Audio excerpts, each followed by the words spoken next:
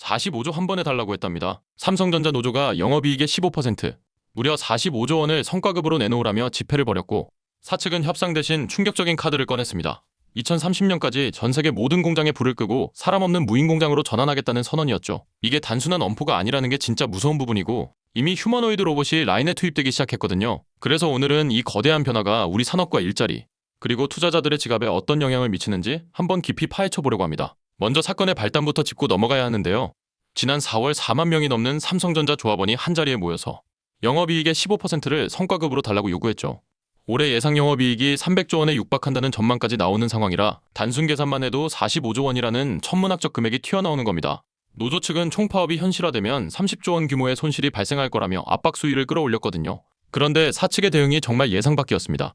임금 협상 테이블에 앉는 대신 3월에 이미 발표했던 AI 자율공장 전환 계획에 가속 페달을 밟아버린 거죠. 2030년까지 국내외 전 생산 기지를 인공지능이 스스로 판단하고 움직이는 자율공장으로 바꾸겠다는 거대한 청사진인데, 이게 단순 자동화 수준이 아니라 자재 입고부터 출하까지 전 과정을 AI가 지휘하는 구조입니다. 핵심 무기는 바로 에이전틱 AI와 휴머노이드 로봇의 결합이라고 보면 됩니다. 갤럭시 S26에 탑재됐던 그 에이전틱 AI를 제조 현장에 그대로 이식하는 건데, 스스로 목표를 세우고 돌발 상황까지 판단해 움직이는 기술이거든요. 라인을 관리하는 오퍼레이팅 봇, 자재를 나르는 물류봇, 정밀 조립을 담당하는 어셈블리 봇이 단계적으로 투입되면서 사람의 손이 닿던 자리를 빠르게 대체해 나가고 있습니다. 이런 흐름이 처음은 아니라는 점도 짚어볼 만한데요.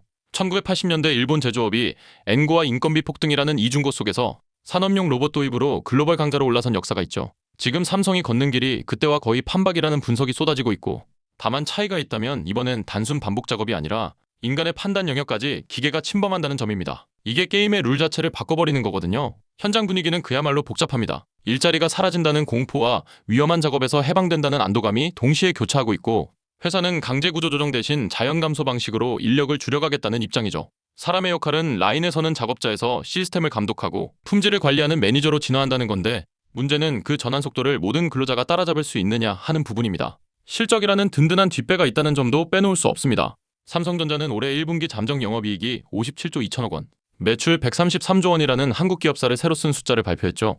작년 동기 대비 무려 755% 증가한 어닝 서프라이즈인데, AI 반도체 슈퍼사이클을 타고 HBM 시장 점유율이 올해 35% 수준까지 2배 가까이 뛸 거란 전망까지 더해지면서 무인화에 쏟아부을 실탄이 차고 넘치는 상황입니다. 투자자 입장에선 머리가 복잡할 수밖에 없는데요.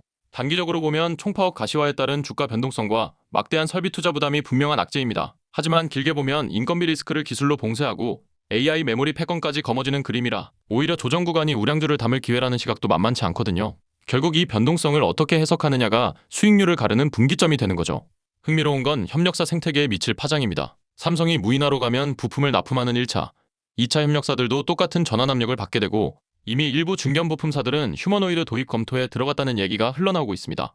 반대로 산업용 로봇과 비전 AI, 디지털 트윈 솔루션을 공급하는 업체들은 새로운 황금기를 맞이할 거라는 기대감이 시장에 팽배하죠. 글로벌 경쟁 구도에서도 의미가 큰 한 수입니다. TSMC와 인텔이 첨단 패키징과 파운드리에서 삼성을 압박하는 가운데 제조 원가 구조 자체를 갈아엎어버리면 그 누구도 따라오기 힘든 해자를 만들 수 있거든요. 미국과 중국이 벌이는 반도체 패권 전쟁 속에서 무인 공장은 단순한 비용 절감 도구가 아니라 국가 단위 경쟁력을 좌우하는 전략 무기로 격상되고 있는 겁니다. 물론 장밋빛 전망만 가득한 건 아닙니다. 휴머노이드 로봇의 양산 단가가 아직 높고, 에이전틱 AI가 실제 공정에서 얼마나 안정적으로 작동할지는 검증이 더 필요한 영역이거든요. 노조의 거센 반발과 사회적 여론, 그리고 한국 제조업 전반의 일자리 충격이라는 무거운 숙제도 함께 풀어가야 하는 상황입니다.